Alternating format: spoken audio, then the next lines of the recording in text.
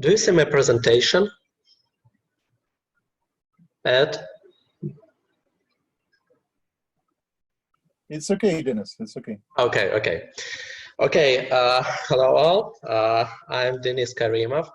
I graduated from the Eurostat Law University, and I have been working as an administrative law expert since 2008 in courts, corporations, and now I'm a counselor to deputy head of the IP committee of the Russian Union of Industrialists and Entrepreneurs, and of course I deal with the administrative law. And what is my goal here? I would like to try to explain you how Russia is governed, why we have so cruel, but not cruel, so so odd government, and I try to explain you how the lack of due process in our country influence on this government, on our government, with the examples, of course. We got during COVID-19 pandemic, and now we have another very good cases, because we have not only pandemic, but we have constitutional amendment process, and this constitutional amendment process leads us to increasing of centralization of our government. For example, in nowadays, according to our constitution, we have the President of the Russian Federation at the head of state, and the government of the Russian Federation at the independent body and the highest executive body. But if we amend the constitution, the government of the Russian Federation will be fully dependent and will be under presidential supremacy. And I will try you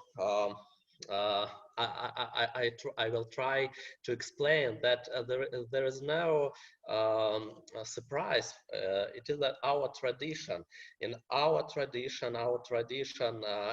tradition of administrative law is to explain how to create much more rules regarding centralization of the power.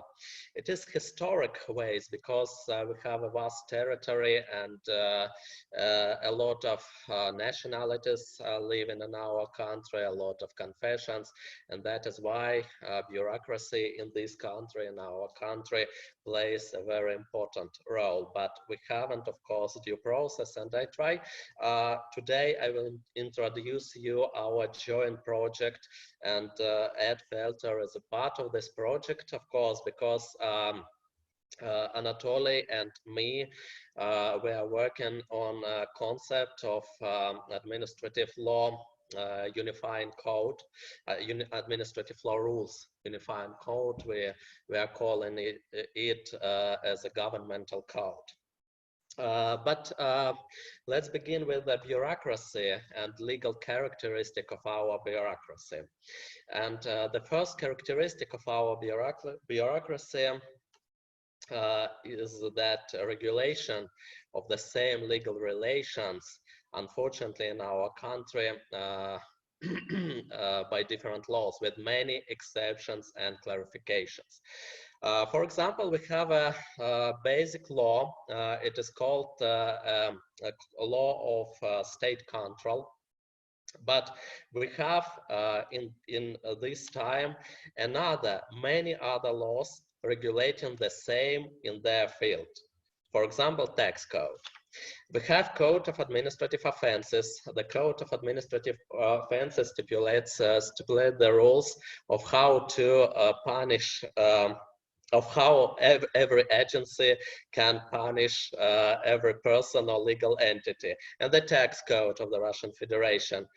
Both laws have their own rules providing administrative responsibility, everyone in their field. But what are the sequences of these different regulation of the same relations?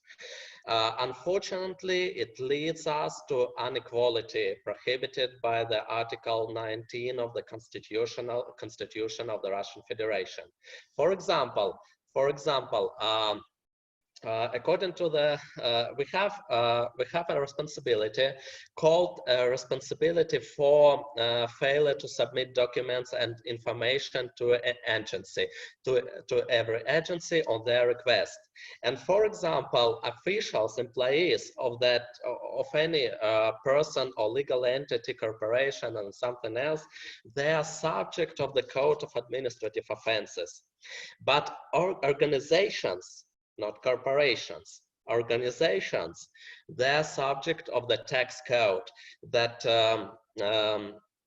that constructs their own responsibility on the same way, on the same crime. And this leads us, when we go to court, to use different codes when we're challenging these the final decisions against person, employee, and against organization. We will challenge these final decisions according to the code of the Russian Federation and commercial procedural code of the Russian Federation. But what does it mean in practice? It means that in some cases, the Court of Cassation is excludes from this procedure if we use commercial procedural code of the Russian Federation, and it doesn't exclude if we use Code of Administrative Offenses. And what about the Supreme Court of the Russian Federation? You know, if we use Code of Administrative Offenses and we can't participate in hearings in the Supreme Court of the Russian Federation according to this court, because this court does not establish these rules. But if we use commercial procedural code of the Russian Federation, we can, because the commercial procedural code of the Russian Federation has different rules of hearings in the Supreme Court of the Russian Federation. And what about the unifying of practice? Of course, it's a lack of due process here. What are the next examples? For example, we have a very important law. It regards competition in our country, but it is written for a specific agency, the Federal Anti-Monopoly Service, and I guess it is written by the Anti-Monopoly Service for the Anti-Monopoly Service. And what does it mean? In fact, this code, this law prescribes that every decision we challenged in a higher body during administrative proceedings in a higher body of the system of the Federal anti-monopoly is a subject to appeal it to the court, but only within 1 month after the final decision within the Federal Anti-Monopoly Service passed. But the Commercial Procedural Code prescribes strictly different norms. It says we can appeal every decision within 3 months. So we have 2 laws, and they laws into force. They came into force, and it is the actual laws, but they contradict to each other. And there are no disputes of this contradictionary. I spoke of this problem with the Supreme Court justices, with the officials, with the scholars, but nobody wants to amend something. But the Supreme Court, it made a different mistake, and it is very funny mistake, because the Supreme Court now it declared and and created another rule that contradicts to the commercial procedural code of the Russian Federation and to the Federal Anti-Monopoly Service of the Russian Federation. It declared in their panel order, it is the order that the Supreme Court passes when it wants to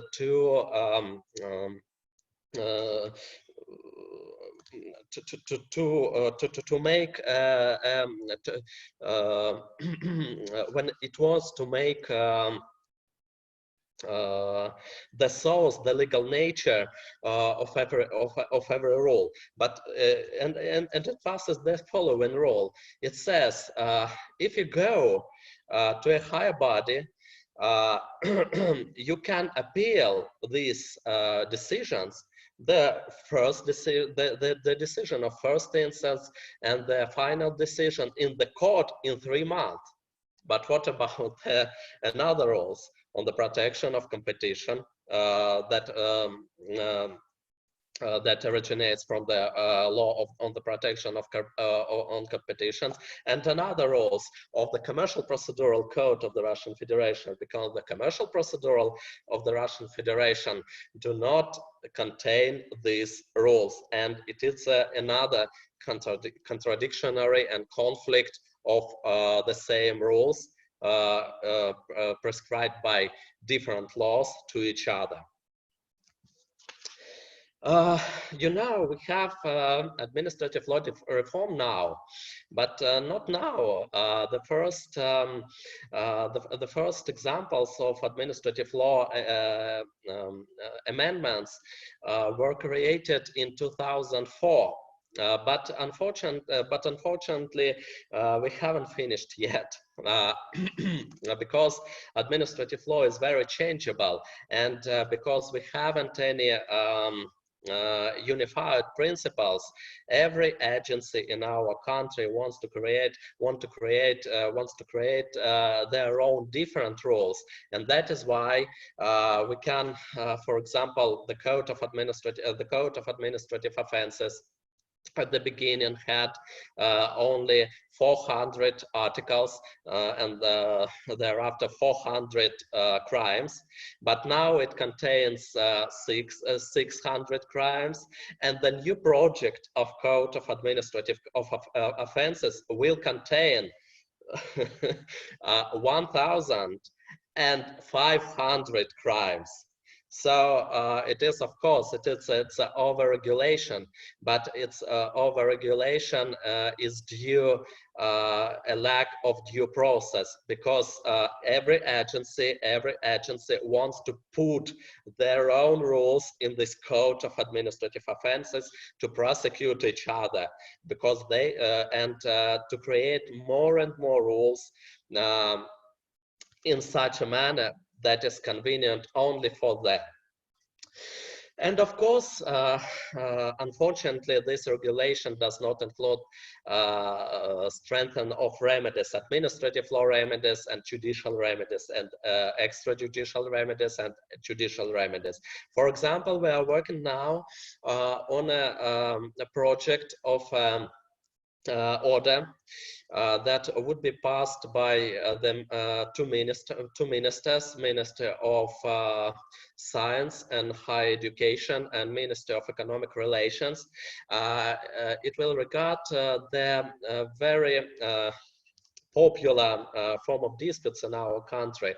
It will contain rules of how Rospatent, it is the Russian Patent Office, will resolve disputes in administrative manner within administrative procedures. But you know, the first bill, the first draft of that project that were sent to us hadn't any rules regarding discretionary power of a head of this patent office. What does it mean? We have two instances in this patent office. First, you come to patent office and you have a hearing before 3 professional judges, judicial makers, and then after that, after finishing all of this, the head of the patent office will resolve dispute, but he hasn't any rules.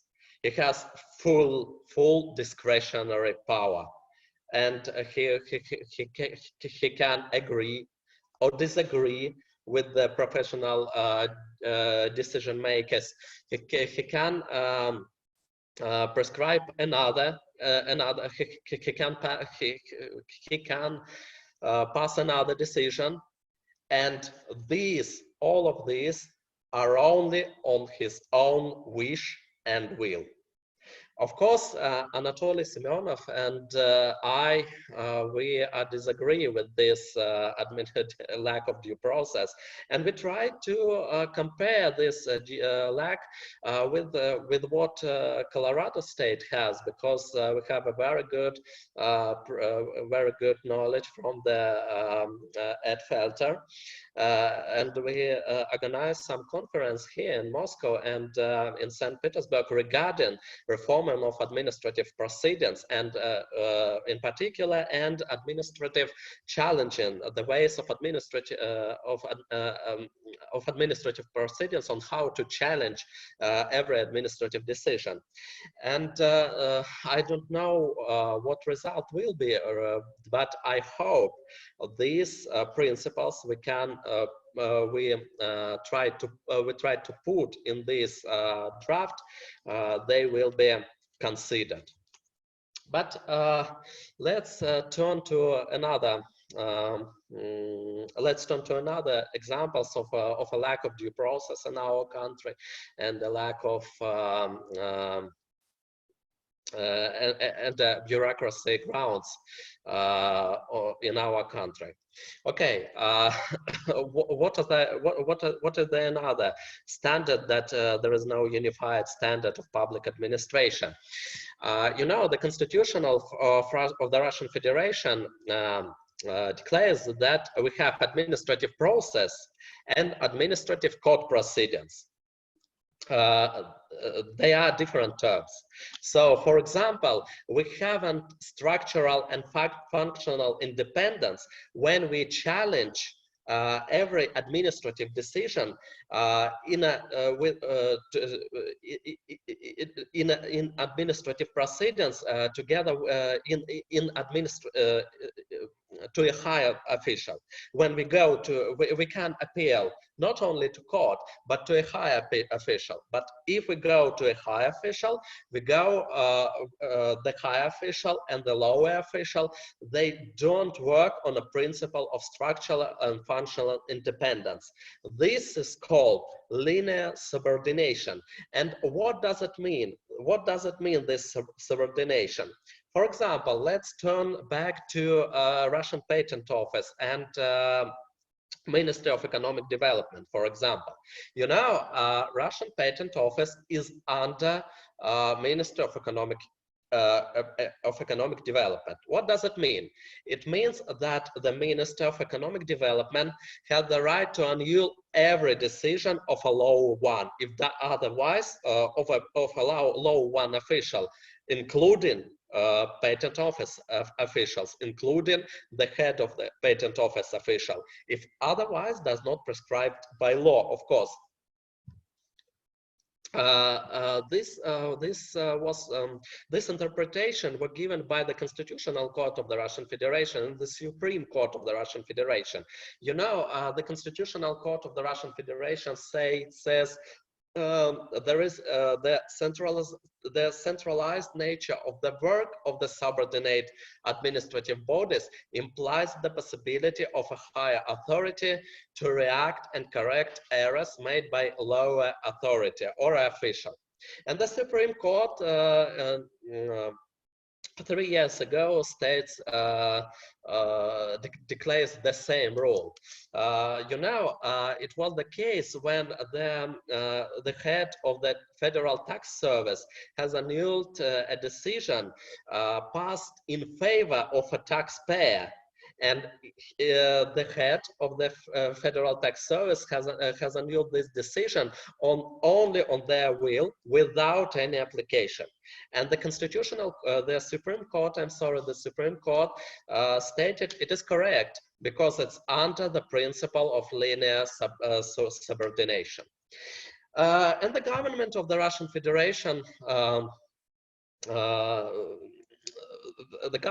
Russian Federation established the same rule in the paragraph 5 of their own regulations. It stated, I can annul every decision of a lower one if I wish. Does it work? Of course not.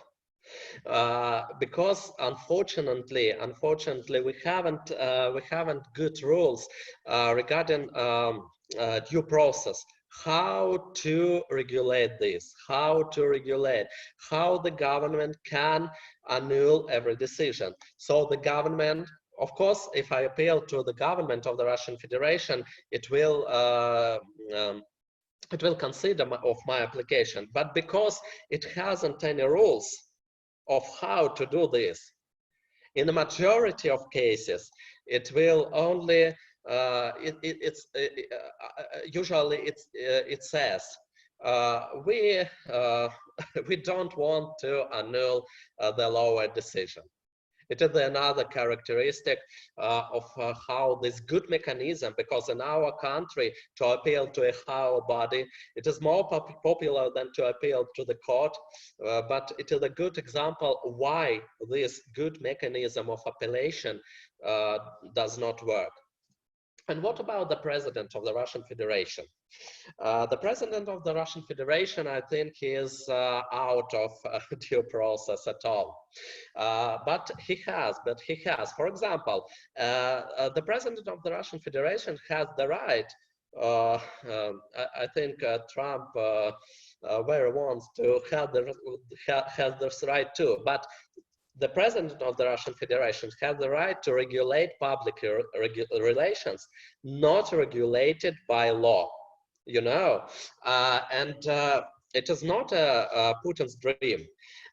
This right was granted by the Constitutional Court of the Russian Federation in 1996.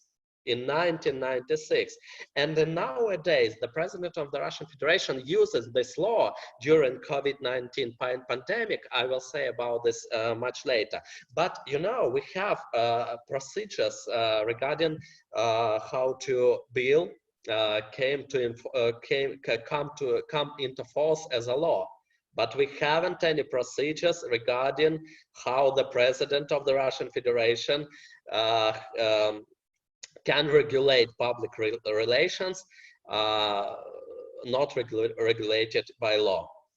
Only his will and his wish. The President of the Russian Federation has very good powers and to create system and structure of the federal executive bodies. And he can make rules regarding this system of administration of justice within the Dennis, excuse me, Dennis, you have about 5 minutes. Okay. Okay, thank you. Sorry. Okay, thank you, Ed. Okay, but another one, he didn't this. He had the right to create the system of administrative law appeals within the federal executive bodies, but he didn't. But he needs, because, for example, we have another example. You can appeal every decision of a law official within a federal anti-monopoly service.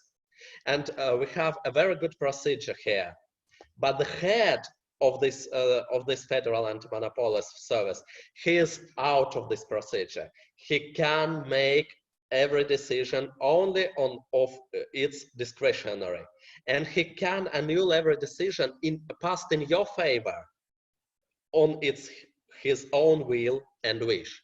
And that is why, because I have only 5 minutes left, I want to introduce you the concept of federal law of public administration. We're working out together with Anatoly Simonov, and now we are working, just a minute, okay, yes.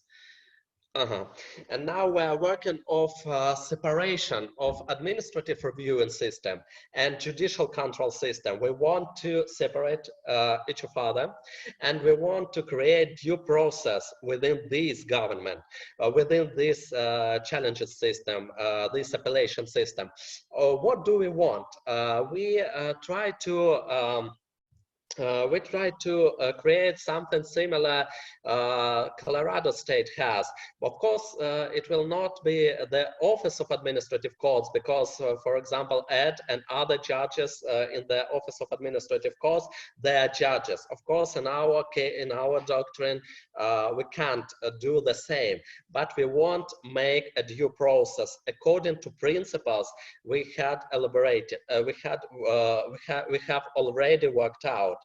I think we can do it. All we need now, we need to unify all rules that every agency has into one code. And I think it would be very great and the real reform. And thank you very much. Sorry for my delay with the presentation, but if you have any questions on this presentation, you can read it. Of course, you can write me and ask me directly to my email here, to my email, and something else. Thank you very much.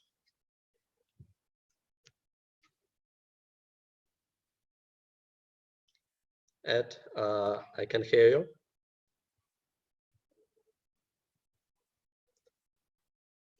No. Ed, please turn on your microphone.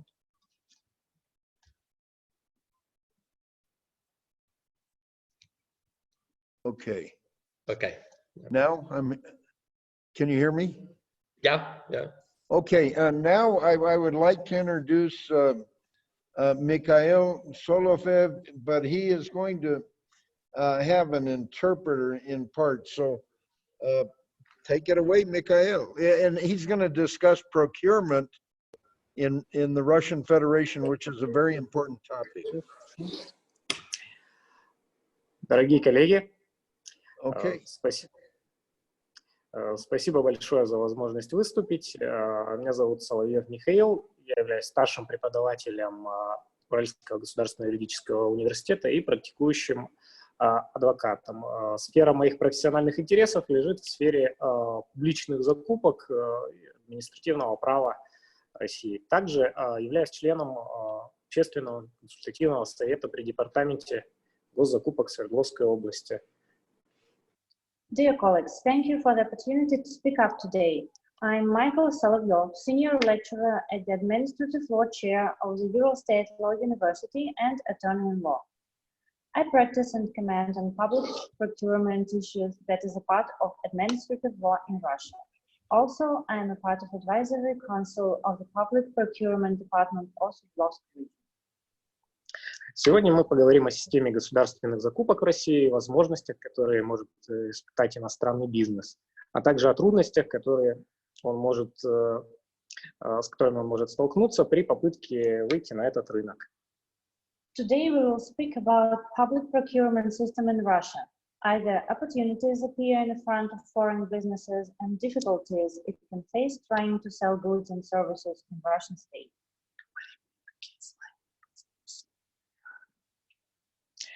Государства и муниципалитеты являются крупнейшими покупателями товаров, работ и услуг в российской экономике. Так, за прошлый год заказчиками в России было размещено почти 3 миллиона закупок с начальной максимальной ценой, сопоставимой со 158 миллиардами долларов США. Эта сумма также сопоставима с половиной расходной частью федерального бюджета. The state and municipalities are the main buyers of goods, works, and services in the Russian economy. Last year, we had almost 3 million purchases with initial maximum price of 58 billion US dollars. That is usually comparable to half of all expenses expended by the federal government.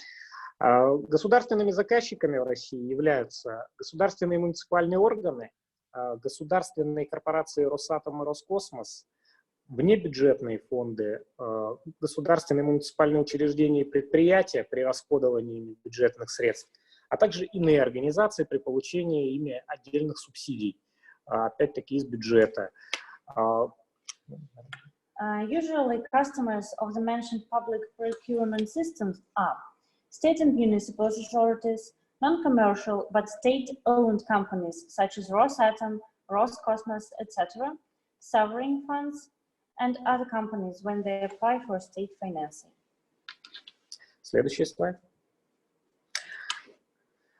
Способы закупок и правила их осуществления определены непосредственно в профильном федеральном законе номер 44 ФЗ. По общему правилу закупки должны осуществляться конкурентными способами, то есть аукционом, конкурсом, запросами предложений и запросами котировок. Methods of procurement and rules for their implementation are defined directly in Federal Law on Public Procurement System, number 44 FZ. If otherwise is not prescribed by this law, procurements should be carried out as competition. For example, auctions, contests, request for proposals, and request for quotes. Исключением является закупка у единственного поставщика, проводимая в соответствии со статьей 93 закона о контрактной системе, по 55 основаниям. Это, например, прямая закупка на основании решений президента и правительства Российской Федерации на любую сумму. В частности, компания, принадлежащая другу президента Путина, господину Ротенбергу, без проведения каких-либо торгов получила контракт на сумму 228 миллиардов рублей, почти 3 миллиарда долларов, на строительство Крымского моста. According to this law, there are some exceptions when the purchase comes from a single supplier for one of 55 reasons. For example, the first reason is direct purchase based on decision of the President of the Russian Federation and the government of the Russian Federation. There is an example when the Crimea Bridge was built by the President's friend Rothenberg, so his companies, chosen without any competition.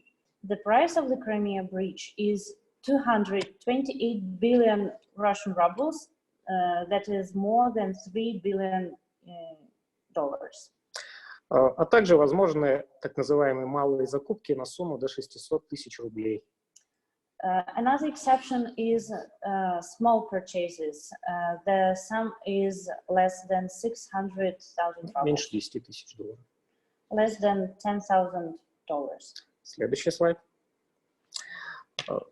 Российская Федерация, как участник договора о Евразийском экономическом союзе, приняла на себя обязательство соблюдать следующие принципы регулирования публичных закупок. Это прозрачность, равенство, недопустимость предоставления третьим странам более благоприятного режима и ряд других.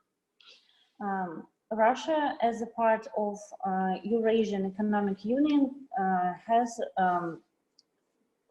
follows several principles of public procurement regulations, such as transparency, equality, purchases from the union countries on equal Russian residents, and Russian government can make better regime for other businesses, but not more favorable than union ones.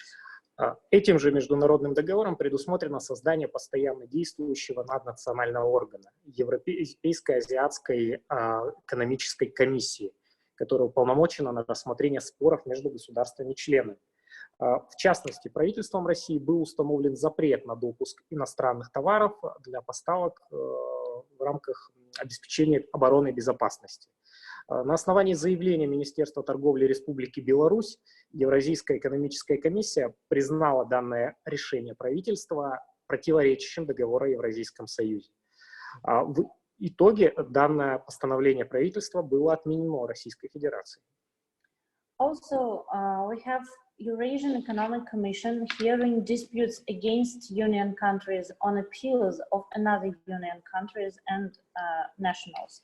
For example, the Commission has started Russian rules that annulled foreign rights of selling military goods and services to Russian authorities, violate union rules. According to the offer of Ministry of the Trade from Belarus, there was a decision of this commission and the decree of the government of Russian Federation that established this ban was cancelled. Но, к сожалению, данный механизм пока недоступен американскому бизнесу, во всяком случае, до вступления США в Евразийский экономический союз. Unfortunately, right now, US business can't cite this decision because the Commission hears only protests from union countries, so US need to come into the union. Следующий слайд. Источники закона, да. Главным национальным источником правового регулирования этих отношений в России является федеральный закон номер 44 о контрактной системе. Этот закон претендует на статус кодекса публичных закупок, поскольку регулирует всю закупочную деятельность от планирования и заканчивая исполнением контракта и мониторингом и контролем. The main source of regulations of public procurement in Russia is the federal law on the contract system in the field of procurement of goods, work, services to meet state and municipal needs. It's the law number 44 FZ. This law aims to be the code of public procurement, and it regulates all procedures starting from planning and finishing of the execution and monitoring, audit and control. Данный закон отличается крайней нестабильностью. За 7 лет его существования он был изменен 70 раз. Firstly, this law is characterized by the extreme instability of its content. For 7 years, this law has been amended for 70 times. И он представляет из себя достаточно объемный документ из 114 статей, написанных достаточно сложным для восприятия языком. Moreover, it is a huge document of 114 articles written in a language difficult to understand. И кроме того, данный закон содержит большое количество отсылочных норм, во исполнение которых принято около 100 постановлений правительства Российской Федерации и органов иных актов органов власти.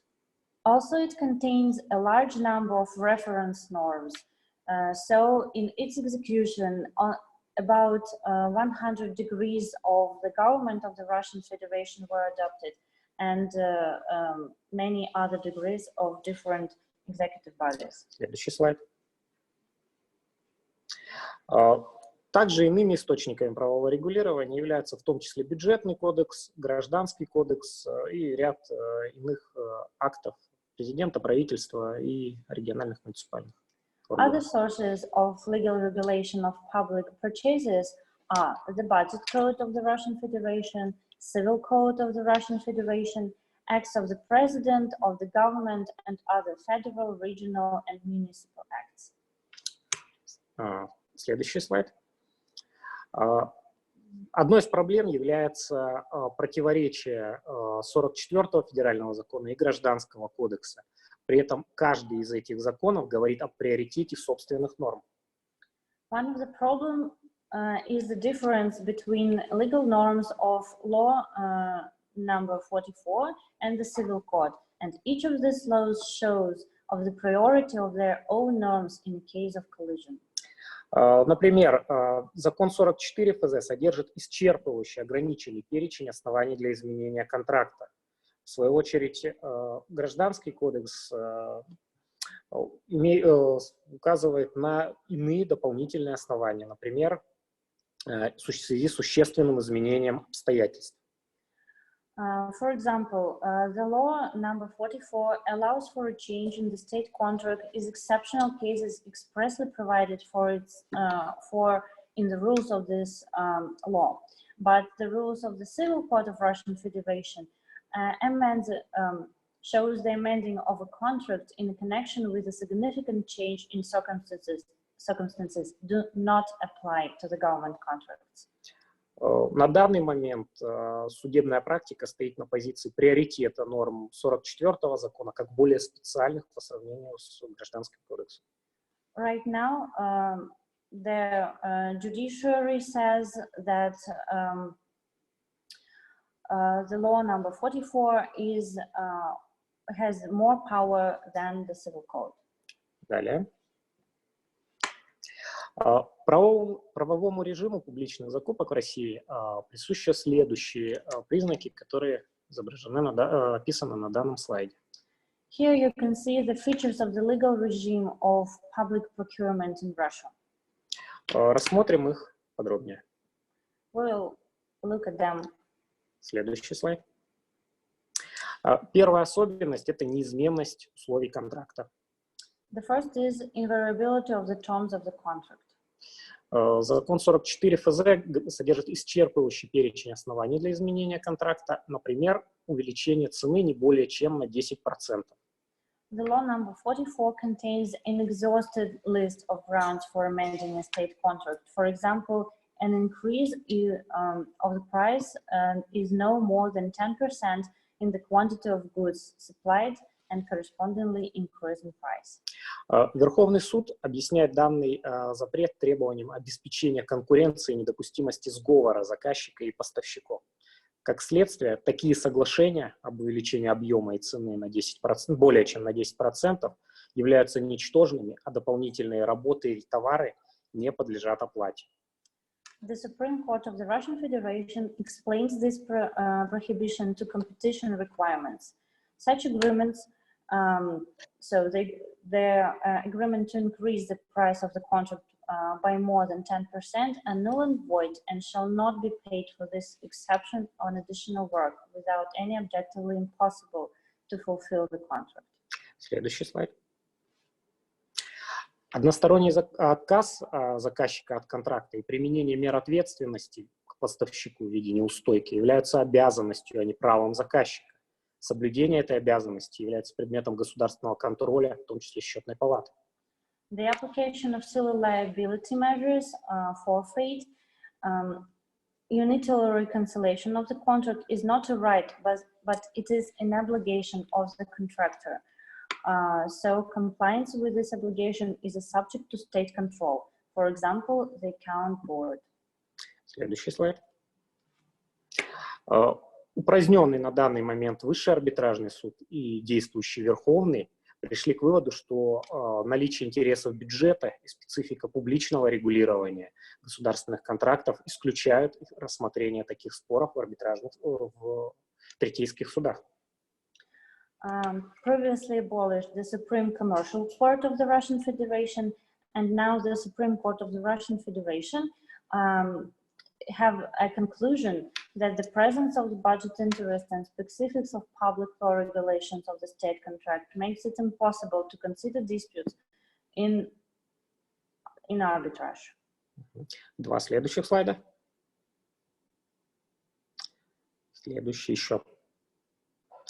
Кто же может быть участником закупки? Им может быть любое физическое или юридическое лицо, за исключением офшорных компаний. Перечень таких территорий, компаний, которых признаются офшорными, утвержден Минфином и включает 40 государств и территорий, например, Объединенные Арабские Эмираты, Бермуды, Княжество Монако. What about the procurement parties? They can be any individual or legal entity with the exception of offshore companies. The offshore companies are organizations registered in states and territories, the list of which is approved by the order of the Minister of Finance of Russia and currently include 40 states and territories. In particular, they are UAE, Bermuds, Principality of Monaco, etc. Дальше. Еще дальше. К лицам, которые хотят принять участие в публичных закупках, предъявляется целый ряд специальных требований. Например, наличие лицензий, отсутствие судимости за коррупционные правонарушения и преступления, отсутствие конфликта интересов заказчика и ряд иных условий. There is a number of mandatory requirements that are presented to the procurement participants. For example, compliance with requirements, for example, having the license, the absence of decision on liquidation, lack of tax debt, and others. Дальше. 44-й закон говорит о предоставлении равенства иностранным поставщикам лишь при условии заключения специального международного договора. Дискриминация иностранных компаний обеспечивается следующими механизмами. Это ценовые преференции для отечественных производителей, запреты и ограничения.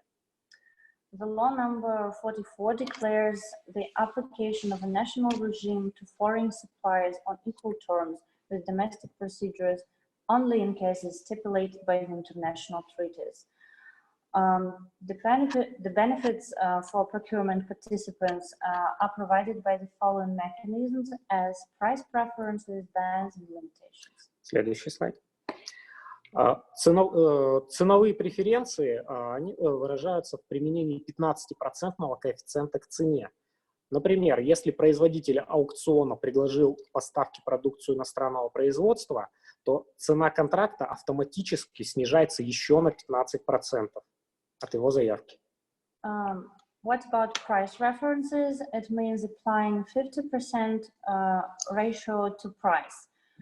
For example, a contract is awarded with a winner who has offered to deliver foreign-made goods at a price reduced by 15% of the amount proposed by him. Следующий слайд. Правительством Российской Федерации введен также ряд запретов на допуск к закупкам иностранных товаров. Это товары, работы, услуги в соответствии с перечнем, от вертолетов до матрасов и кухонной мебели, и любые товары, закупаемые для нужд обороны и безопасности. So there are bans for the admission of foreign goods, and there is decree of the government of the Russian Federation introducing the following prohibitions on admission to the procurement of foreign goods. For example, it's goods, works, and services in accordance with the list.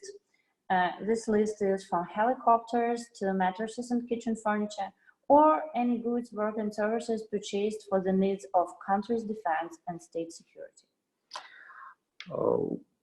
Исключениями из данных ограничений является, в частности, отсутствие производства таких товаров на территории Российской Федерации, что, однако, требует получения дополнительного письменного разрешения от Министерства промышленности и торговли.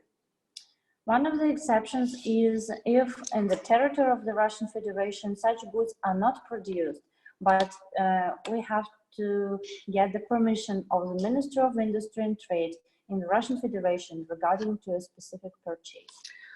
Также введен запрет на закупку иностранного программного обеспечения за исключением ситуации отсутствия российских аналогов. There is also a software abandoned in accordance with this list, but there is an exception in this if we have the absence of Russian analogs. Следующий слайд. Также основанием для введения запретов и ограничений могут быть международные конфликты. В частности, через 4 дня после того, как турецкими военными был сбит российский военный самолет, участвующий в военной операции в Сирии, президент Российской Федерации ввел запрет на участие в закупках для турецких компаний. Also, there are political prohibitions. So, after 4 days after the Turkish military participating in the Syrian operation shut down the Russian aircraft, the President of the Russian Federation imposed a ban on participation in procurement for Turkish campaigns. However, after normalizing relations with Turkey in 2017, this ban was lifted. После нормализации отношений данный запрет был отменен. Следующий слайд. Ограничения. Помимо абсолютных запретов, при проведении закупок применяется так называемое правило «третий лишний». То есть заявки с иностранной продукцией отклоняются, если к закупке допущена 1 или 2 заявки с отечественным товаром. There are some other limitations. The odd man out rule. That means that if at least one or two proper applications have been submitted offering goods of Russian origin, applications with foreign products must be rejected. Данное правило распространяется на радиоэлектронную продукцию, лекарственные препараты, медицинские изделия и пищевые продукты. This rule applies to the following types of goods as radioelectronic products, vital and essential medicine, medical products, and food products. Кроме того, на этой неделе, во вторник, Государственной Думой в первом чтении был принят законопроект о наделении правительством правом устанавливать минимальный процент закупок, который должен осуществляться только за счет продукции Европейско-Азиатского Союза. In addition, this Tuesday, the State Duma of the Russian Federation on the first reading passed a bill on empowering the government of the Russian Federation with the right to establish a minimum share of purchases of goods that should be made only in the EU countries. На данный момент эффективным способом обхода этих ограничений является учреждение Mikhail, you have 5 minutes. Yes.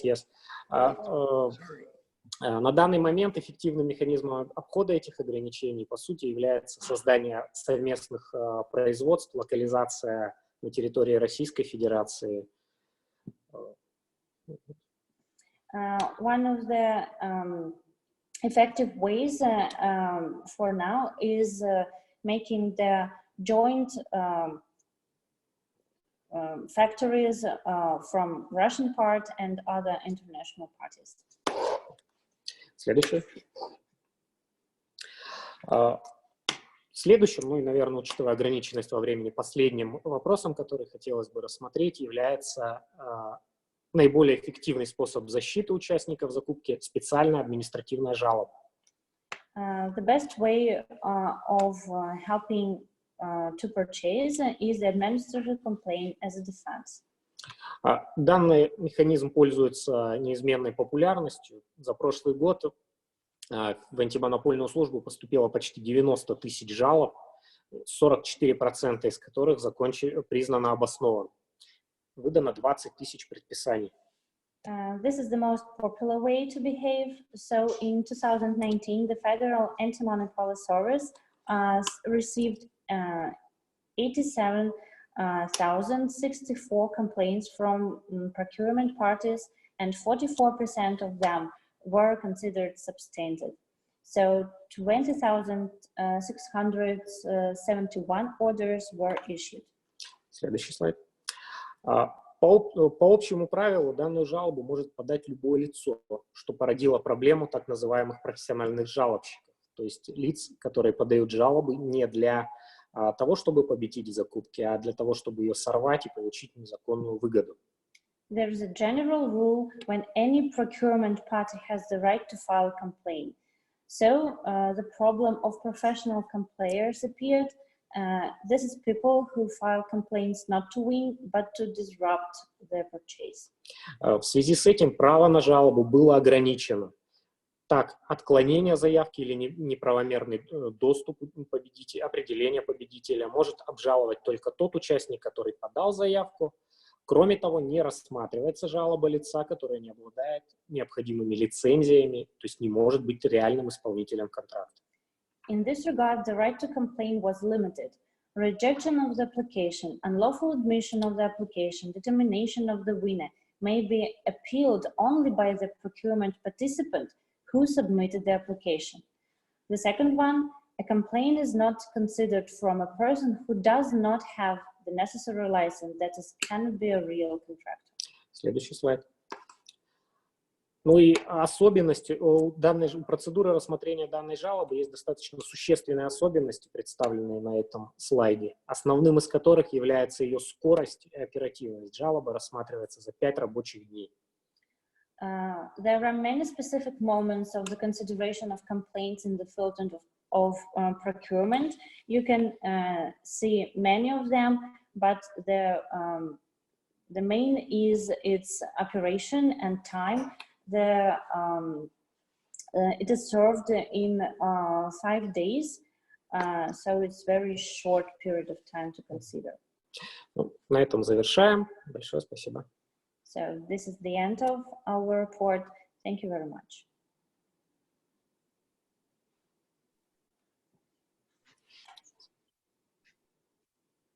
Ed, we don't hear, oh, we can't hear you.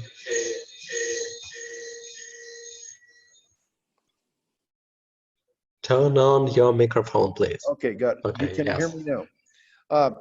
Thank you very much, Professor Solovev.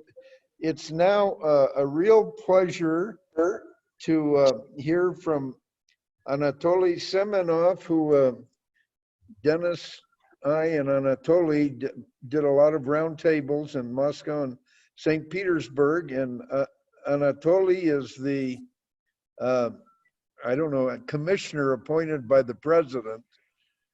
He was. Take it away, Anatoly.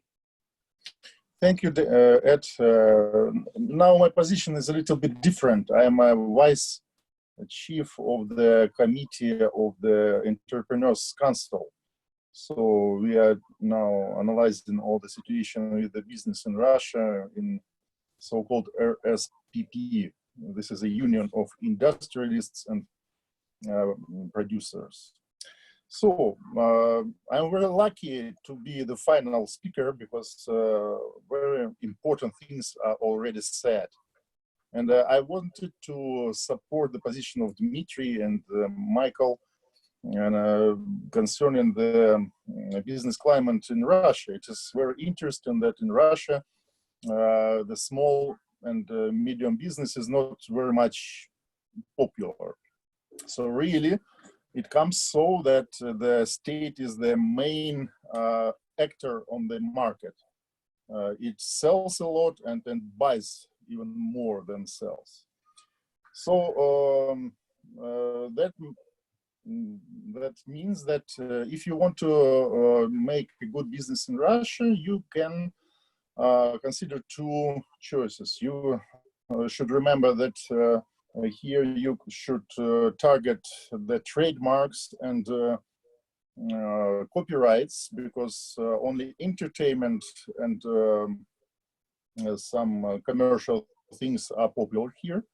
And it's very important to understand that if you sell something in the United States with the trademark for, let's say, $100 US, you can freely sell the same thing in Russia, for example, for $200 or even $300 US, because you can use your trademark to cancel any competition about your goods.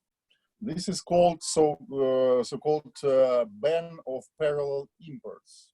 So if you have a trademark registered in your Russian Federation, you can come to the customs office and say that you want to protect it.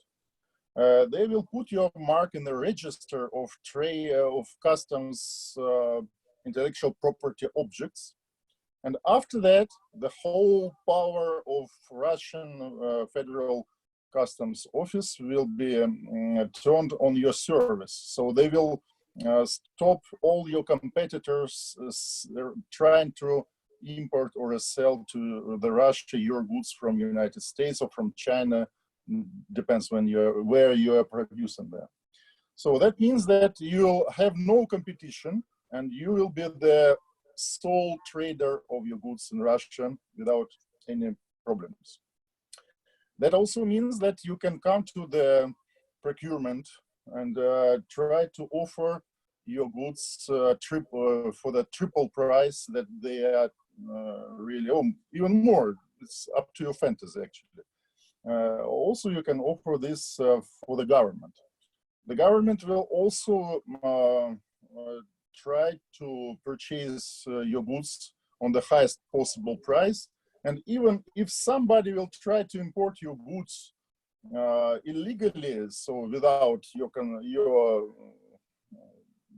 your license, for example, original goods, I'm not saying about counterfeit, take this into account. So this procurement will be cancelled and your dealer in Russia will have the chance to sell your goods 3 times more expensive than it costs. So I think this is a good deal, and you should take an advantage and try to use this. Because all the American companies that are working in Russian Federation are making use of this very important and profitable business. This is not unlike in the United States. In the United States, you have so-called parallel imports, and the Supreme Court of the United States many times said that if you cannot protect the market and the right holder of the copyright or the right holder of the trademark from his own goods. But in Russia, it doesn't work. So that also means that you can use your copyrights or trademarks in Russia very effectively. This will make you possible to get extra money anytime. Also, there is a very good possibility if you have some patents, for example, for pharmaceuticals, to get so-called green patents. So if some patent is expiring, you can easily renew your patent in Russia. And according to our experience, it's very problematic to cancel your so-called green patent. So if even something is already has come to the end of the legal protection, your patent expired, for example, you still have the possibility, for example, to prolong your patent due to so-called supplementary patent certificate. And Russian court will let you do this without any problems, because the lack of good administrative procedure in Russia is making it possible not to consider the protection questions when trying to prolong the patents. So we have a lot of holes and problems with administrative, our administrative practices, which can be used for getting some profits here. And that is why I think that you should not afraid to do this business, but also you should just keep in mind that in Russia, you always have very good legal counselors that will help you to arrange everything that is possible to make a maximum use of your intellectual property. Because this is the most convenient way to make even state to purchase everything that you want and any price you wish. And finalizing, if even sometimes you have some problems, you still have the possibility to discuss this with the so-called investment councils. And there are a lot of them. And if some foreign investors experience problems, then you'll always find the possibility to solve your trouble. And also I can support the position of Michael that the best way to do business in Russia concerning the state procurement is to organize your local Russian company that will offer you goods after some repackaging in Russia. So they will become some kind of Russian originated goods, and you will pass all the problems with the limitations of foreign goods to the Russian market. So briefly, this is so. I will try to save more time for questions, Ed, and I think it will be more interesting to our auditor to hear the answers to what they really want to hear, and then just, you know, come and talks about all the problems here in Russia. Interesting. So if anyone wants to submit questions, could you use the chat function, ask it, and to whom, or the panel as a whole? So I have one observation from Linda Knowles to everyone, I guess. The Denver Museum of Nature and Science has had successful cultural exchanges with Russian museums in the past, which I know are very different from private contracts.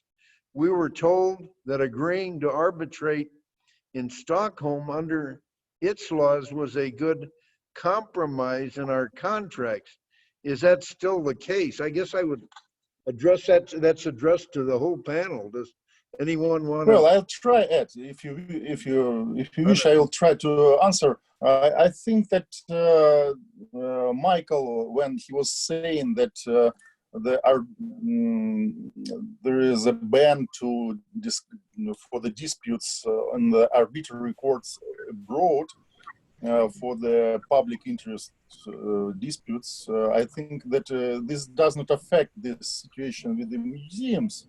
Yes, it is not only private question, because mostly all the goods that belong to museum are state-owned. But I think that this is not a question of procurement. So this is not, this idea should not be addressed directly, I mean, to the museum's questions. But still, I don't think that it's very easy to say this for 100%. And if this really creates some problem for Denver and Denver museums, we can clarify these questions in the Ministry of Culture. But this will take some time for sending inquiry and getting back the answer. Thank you. Are there any, among the panel, does anyone have any questions of the panel, fellow panel members? It seems like many of us are on the same page, but Dennis, any questions you want to ask anyone else? No, I haven't, but you know, I want to add something, maybe to answer on some words that Dmitry had. Okay. You know, Dmitry has said about the bad regulation of emergency in our country, the bad regulation of emergency in our country during pandemic. And he's right, and this lays, the answer lays under the bureaucracy regions, under the bureaucracy grounds. You know, we have, unlike another states, we have three regimes, three administrative law regimes that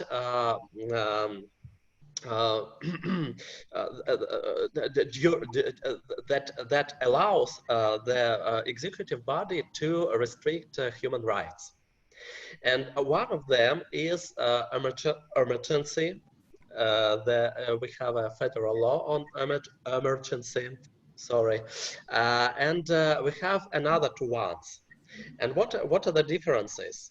That if you want to declare that our state is under emergency, you are obliged, I mean the state, you are obliged to pay for this to all people, businesses, people, and something else.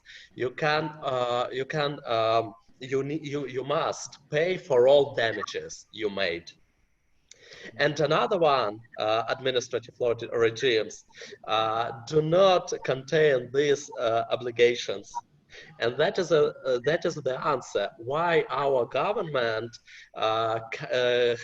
hadn't declared that our state is under emergency. They do not want to pay. Yes. Interesting observation. I mean, we're talking, Dmitry, please.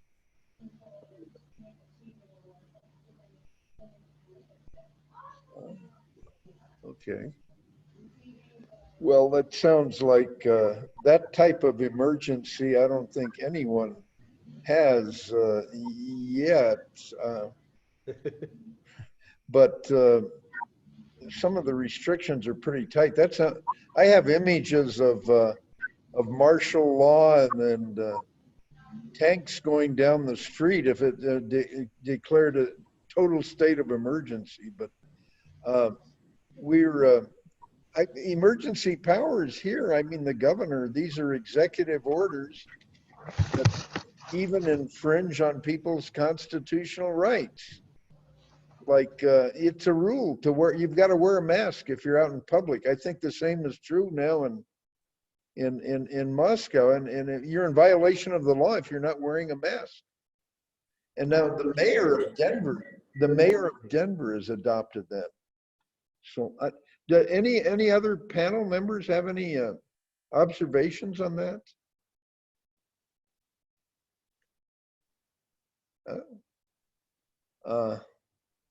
Any other questions of?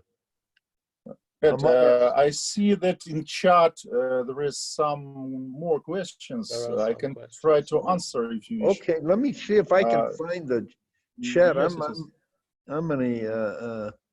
There is a question about travel into Russia. I'm not sure if I'll be able to answer, unfortunately, because this question, I mean, can somebody freely travel from United States to Russia? Well, I think that it is possible, but sometimes it is the question of quarantine time.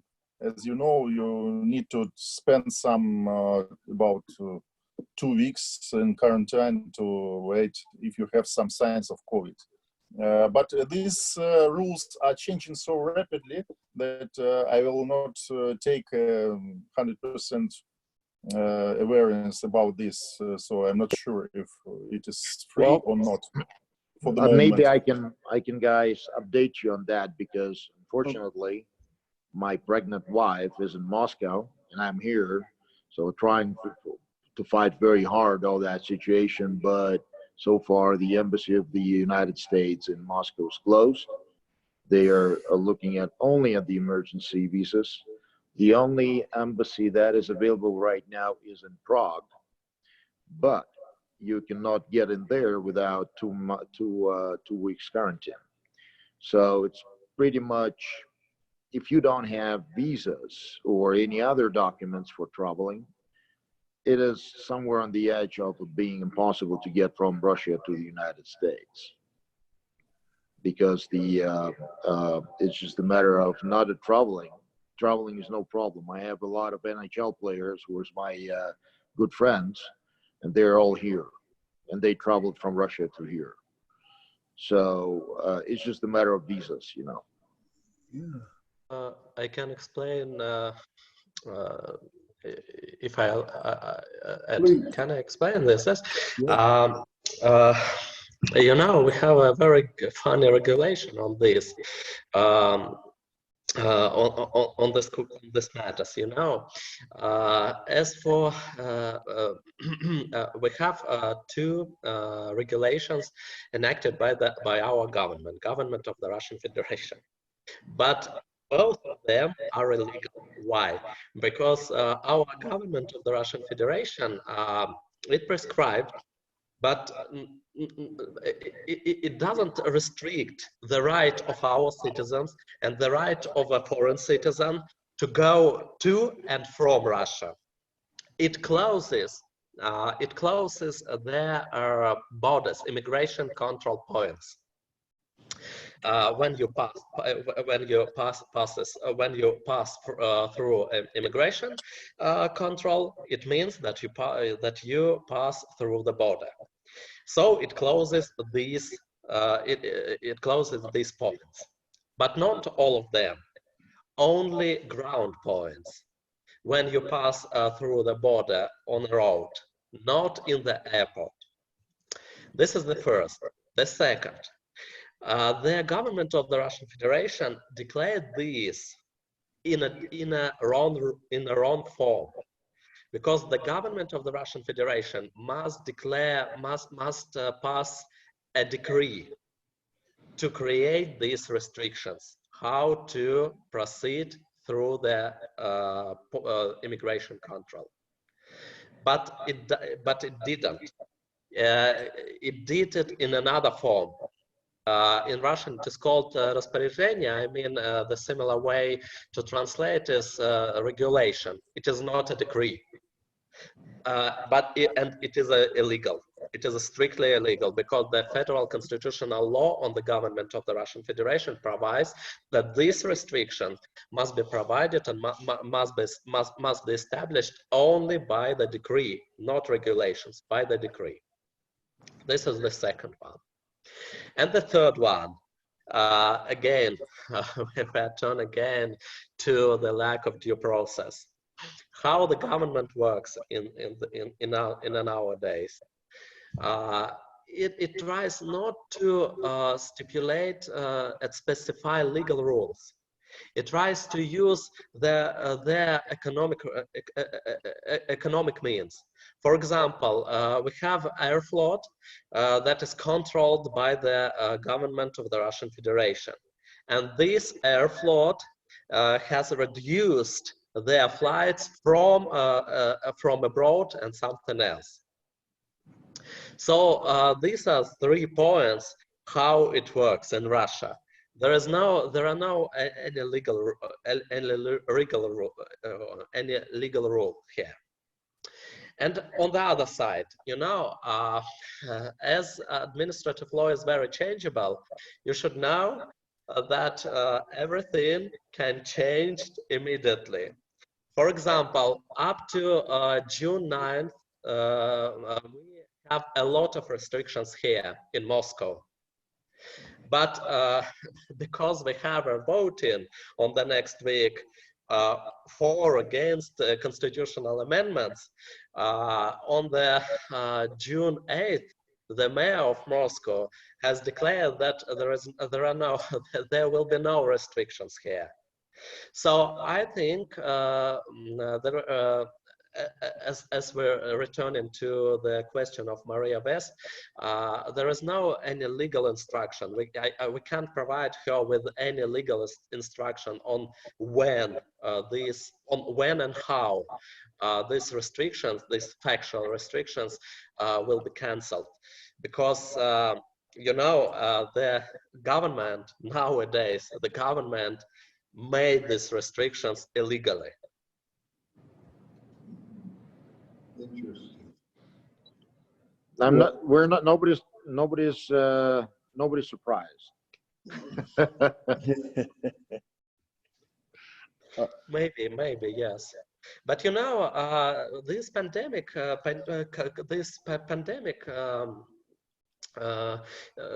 can expressed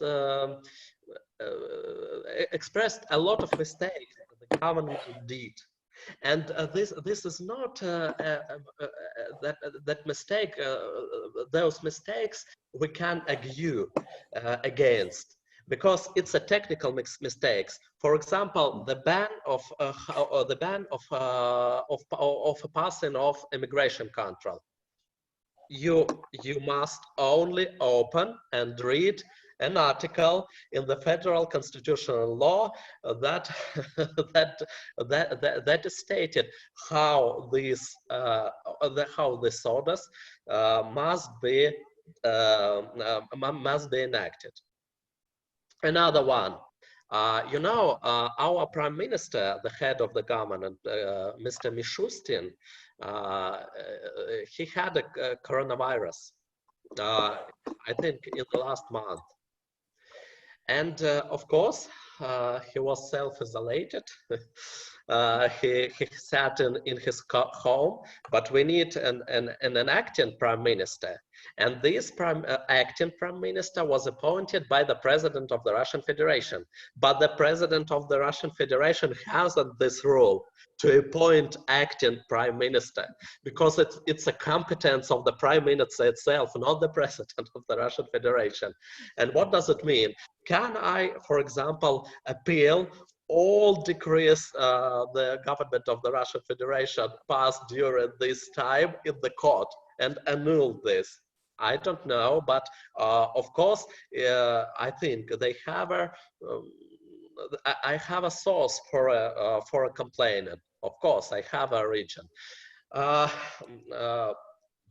Another one, another one example, now we have a special responsibility, administrative law responsibility regarding responsibility if you violate self-isolation restrictions. The restrictions during pandemic, it is called self-isolation restrictions. And they were approved, the list of officials who can initiate these administrative proceedings against citizens. These rules were enacted not by the decree of the government of the Russian Federation, but the regulations. And as I mentioned you previously, they couldn't do this because they must enact another form of the act. So can I appeal every final decision against me if I, for example, if I was fined? I think yes, but what about our courts? And we're again turning back to the due process in the Russian Federation and lack of due process of the Russian Federation. What our courts state now, because a majority of our citizens, primarily who live in Moscow, they were fined. A majority of them, and they were fined almost all. I think almost 1 billion rubles, all of them, of 1 million rubles. And what our courts say when I try to annul this decision of sentencing me, the courts say, yes, it is illegal, they say, but we have a pandemic, and now due process is not our matter. Well, I was thinking before excuse me, is my mic on? No.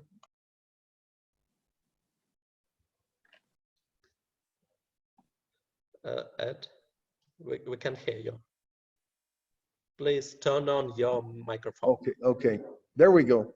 I was thinking before I travel either to Russia or Georgia, I would get tested 3 or 4 days before I leave, so my physician could write out a certificate that hopefully I tested negative. If I don't, I better not go. That may be a good idea for anyone who's traveling abroad, if we can do it. If the European Union doesn't close their doors to U.S. citizens as they're threatening. And, there is one more question, Ed, in the chat. It's from Carol Hindlebrand. oh, okay. Please, Carol, who is the question addressed to? Anyone in particular? Well, this is a common question, I think. This is the question about free trade. She's asking is about the so-called free trade agreement between North America, the European Union, and Russian Federation. She heard that it was discussed, but she is asking what is the current status of this agreement. Okay. Well, do you want to? as far as I remember, this agreement is nothing more than just discussion, because the sanctions from Russia against foreign goods and from United States against some Russian companies is not helping to make some good deals and some talks about free trade agreements at all. So the same situation with the European Union, I think. And I think that there is nothing about free trade. Unfortunately, WTO ideas are now not very much popular, as you know, not only in the United States, but also in Russia too. So there is a lot of protectionism and a lot of measures to support local trade and local producers. So I don't think that any talks about free trade agreements will find much future and realization in next years, I think. I am having trouble seeing the chat, the questions. You're seeing them, Anatoly. I don't see them. Maybe Well, I'm- this is in a chat. Sometimes they appear there, so I just okay. keep track. All right. Are there other questions out there that? You can hit the dots. Hit the dots and you'll find chat. Okay, where's Yes, the it's dots? The right upper right corner. Well, at least Okay, in my upper case. right corner. Okay. Some 3 dots and there the chat. Okay, there. Maybe. Boy, I guess I don't know Zoom as well as I should. Well, it's not a problem. Okay, let's see. So Hey, I've got generally, a I don't general think that- question here. Okay. Chat, can I see? What do you think needs to be done to restore the normal Yeah, but political, I'm not seeing. legal, and economical process Oh, between the United States and Russia? thank you. Well, it depends on the possible political, first of all, political will to cancel all the,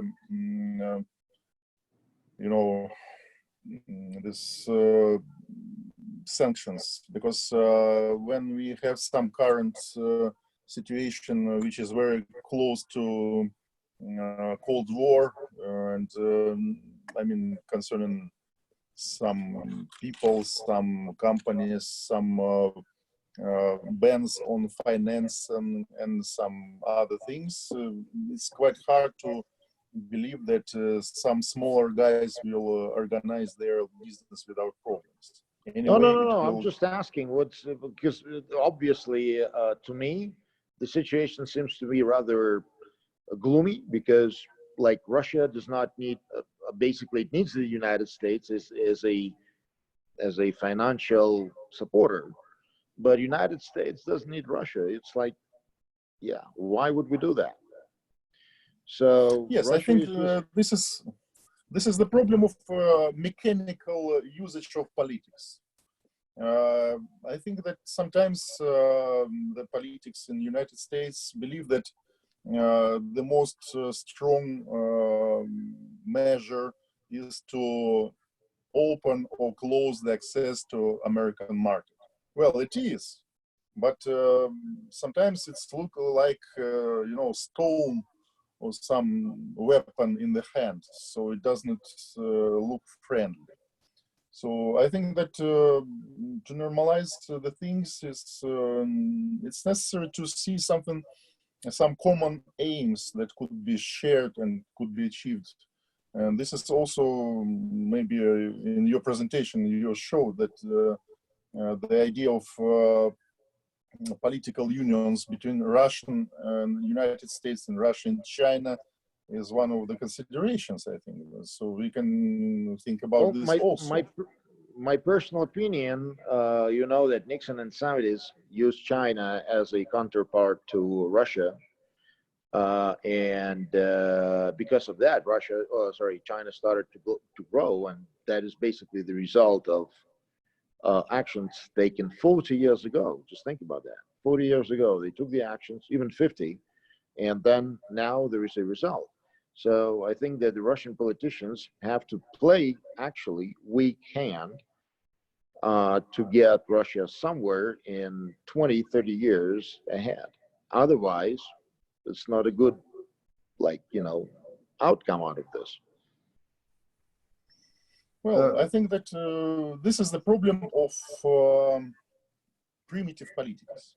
So very simple decisions, they're understandable, simple, but not correct. This is a proverb. Each complex problem has a simple, understandable, and not correct decision.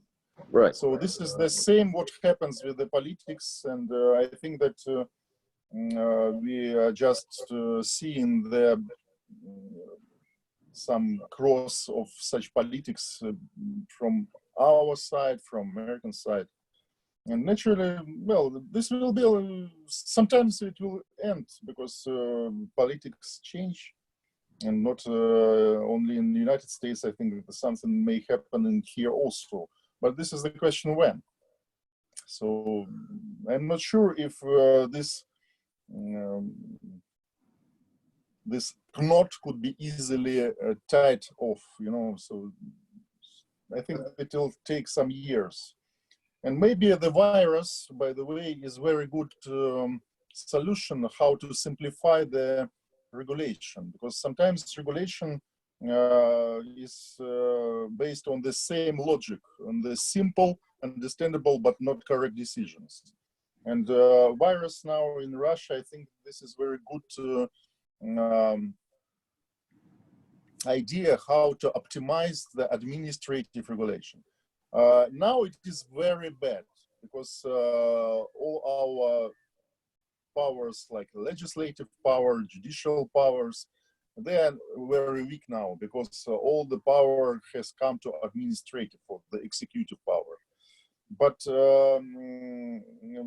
from the other side, I see that in the business and even in the courts, very dramatic shifts happen, because even our courts began to work online, to make a lot of things online, to make the possibility to access the materials of the cases online. And that was the unbelievable. A couple of half a year ago, you cannot even imagine that our court will consider the cases online. It was, you know, some kind of idea for future years. But it happened in 2 months, 2 or 3 months, and we are already online. I'm sitting here, and like with you, I can participate in any consideration of the court case without any problems, without any, you know, formalities. All the formalities were very rapidly cancelled. So now it's very easy and convenient. So I think that maybe this virus will be one of the very effective measures to limitate and to cancel a lot of extra regulation in Russia. So this will also help. This is not a monetary help, you know. This is not taxation, this is not financing, but this is organizational problems that are making chilling effect for the business. Because if you see too complicated regulation, you better think, oh no, I'll better not start it. So, and virus is now making a lot of things that it was just impossible to imagine that our government will even start to clear. So maybe 1 year will change our regulation and administrative system so much that it will be possible to think about some political issues as well.